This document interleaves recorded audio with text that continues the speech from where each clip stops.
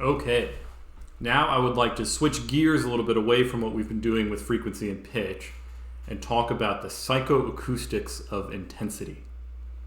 So that sounds crazy, psychoacoustics, but we've already been talking about this. This is just the psychology of perception of audio. So we saw that with pitch, we perceive pitch exponentially in frequency. So we actually had to double the frequency in order to go up by an octave, and we had to halve the frequency to go down by an octave. So we had this exponential relationship in frequency to pitch. Now we're going to have a similar question about what we call intensity. So intensity, just like pitch is the perceptual analog, so let me write this down actually. Pitch is the perceptual analog to frequency.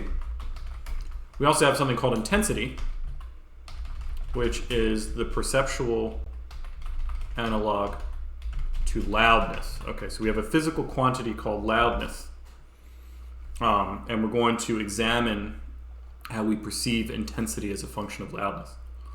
So loudness is actually defined as a physical quantity which is watts. So we'll just say loudness is defined in units of watts per meter squared. So you might have heard of watts before. Watts is a measurement of power, so energy over time. And then meter squared is an area. So it's basically how much energy goes into the area of your eardrum over time. So that's a measure of loudness. The more energy goes into a smaller area, the louder that's going to be. Okay. All right. So another thing that is kind of a neat fact is that the loudness, so let me call it L. So L is proportional to the amplitude squared. So this sort of relationship shows up all over physics. For example, the current squared, the power is proportional to the current squared in a circuit. Okay. So current is a measurement of charge flow over time. So similarly, here we have loudness is proportional to the amplitude of our signal squared. So let's take a look at loudness in the female countdown thing I was showing you a moment ago. So if I say y sample rate is equal to librosa.load, female countdown. Well, we've got to load librosa first, and it's still not happy. Did I not? Oops, I just need to spell this correctly. There we go. Okay, so let me try to follow this formula here. So I'll say loudness L is equal to just simply the square of the amplitude. And let me make some units of time here.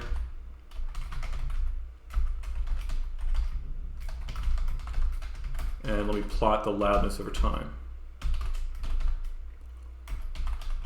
Okay.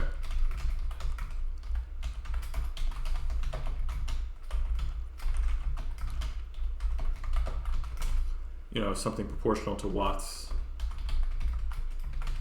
per meter squared. Okay. So this is what we get. And this seems interesting, right? I mean, I can see that she's saying 10 numbers. They each pop out. If I zoom in a bit, though, let's just zoom in maybe on the first second, or maybe half second.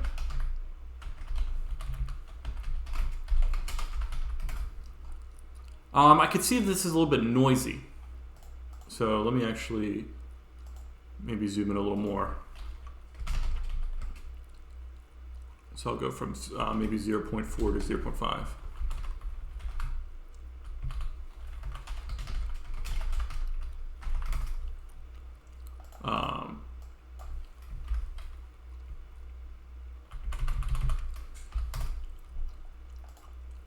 Bear with me. I'm just trying to zoom in here, that's all. So anyway, I'm showing you can actually do these Boolean slices like I was doing last time. I always forget exactly how to do it in NumPy. Okay, there we go. So here's me zooming in on 100 milliseconds of audio. I could see that, it's a little bit noisy. Well, it kind of oscillates back and forth.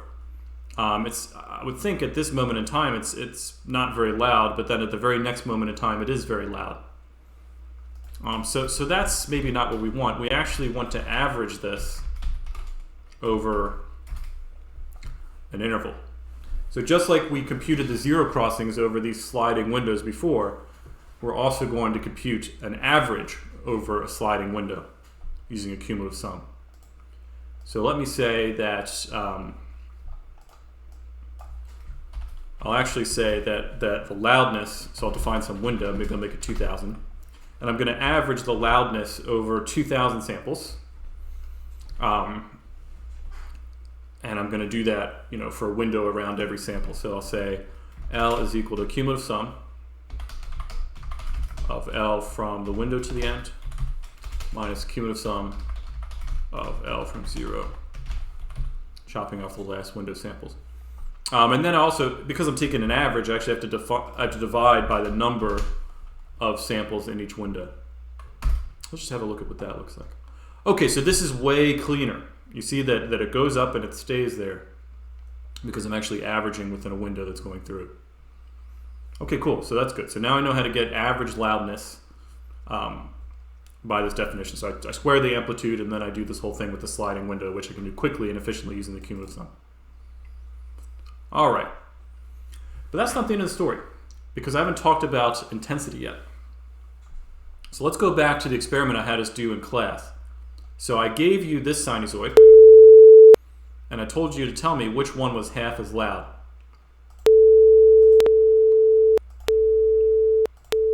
So what was very interesting is, so a number of people said like 1 or 2 here. So this first one is actually sinusoid divided by 2. I know these labels are confusing, but this is the amplitude over 2, amplitude over 3, amplitude over 4, amplitude over 5, amplitude over 6. So here's the amplitude over 2.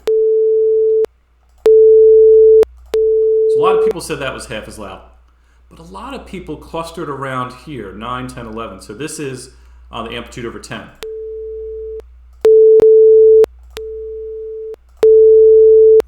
So it turns out, actually, this is what we perceive to be half as intense.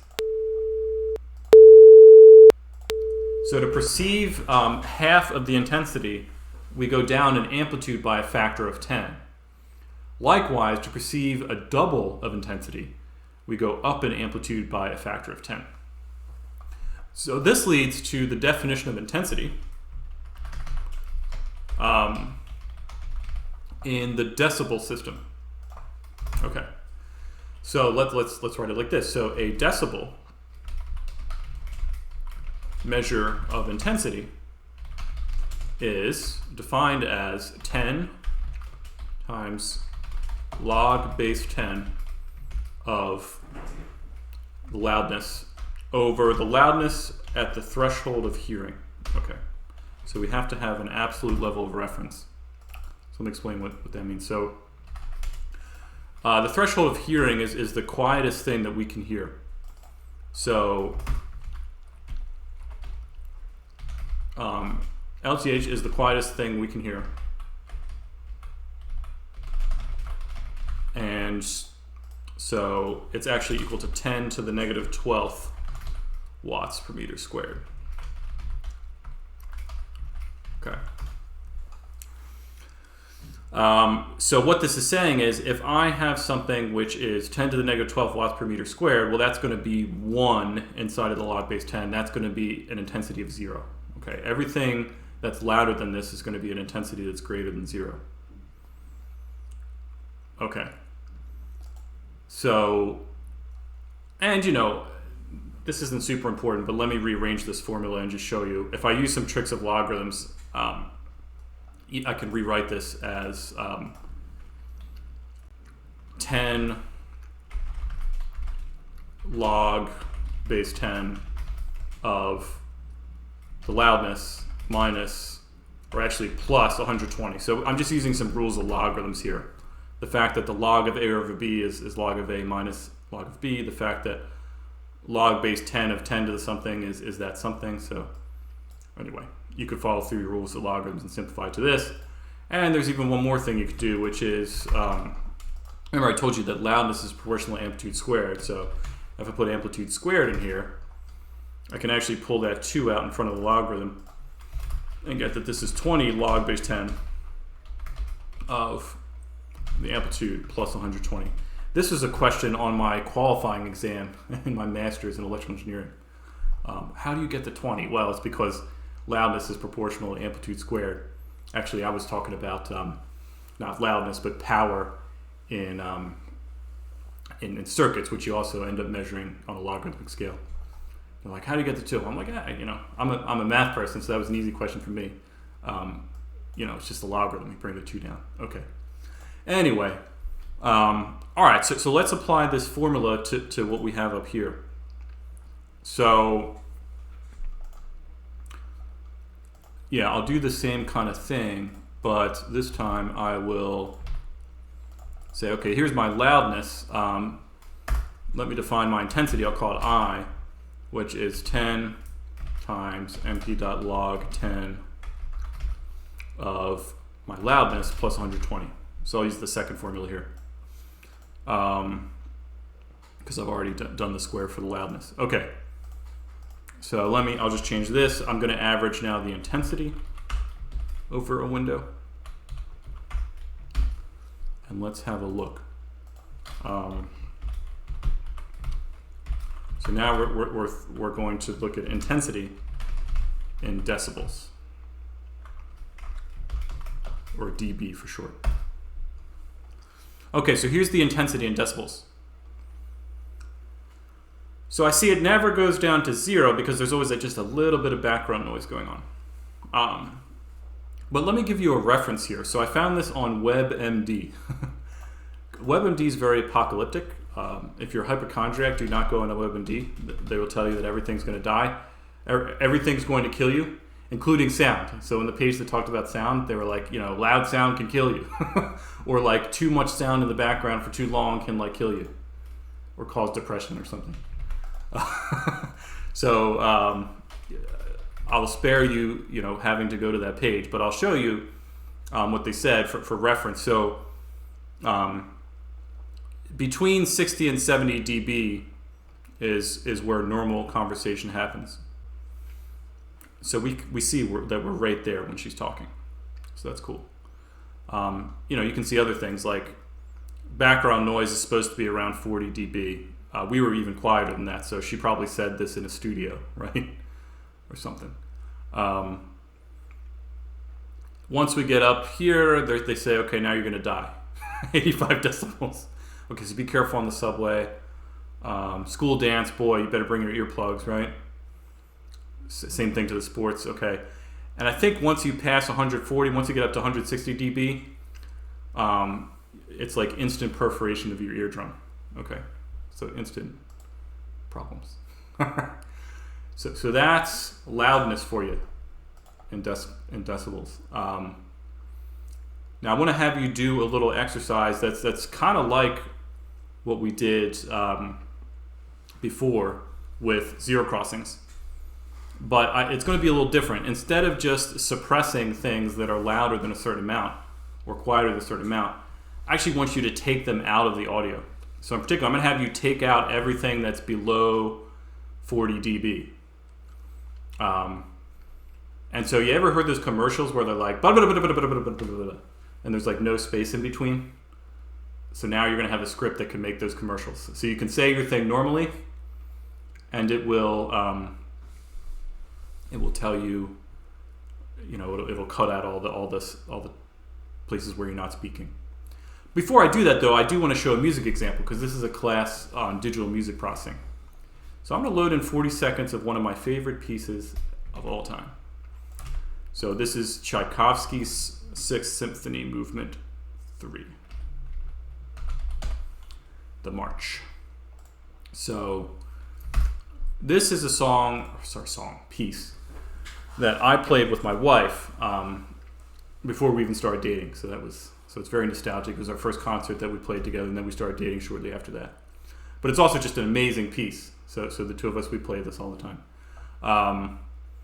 And one of the reasons it's good for loudness is because it has a lot of crescendos where we get louder and then suddenly goes back again. So let me play the piece, and then we'll look at well, actually, I'll plot the loudness so we can look along with it.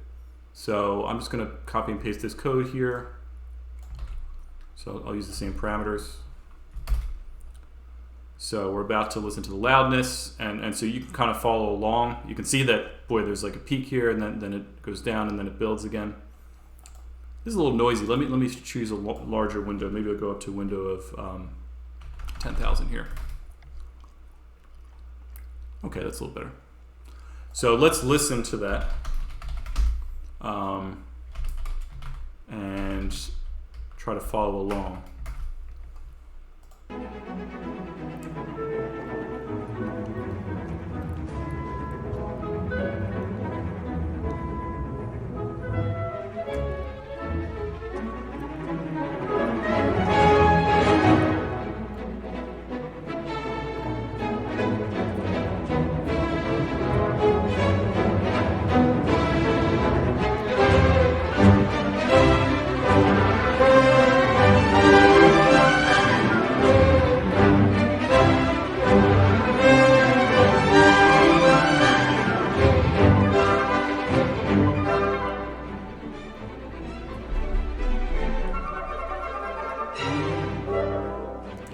All right, so you can see, cool, we have this little analytical tool now that we could use to analyze music. Now, actually, I'm just noticing that the decibels look a little low here. I guess one thing I'll point out is our absolute reference may be a little off. So this may actually be shifted from what the loudness actually is on our speaker. But we at least got the relative information correct here. Okay. That's cool. But anyway, now I have to do the exercise where you make the little commercial. It's kind of a boring commercial because it's just 10, 9, 8, 7, 6, 5, 4, 3, 2, 1, but it's a good exercise. Okay, so do that.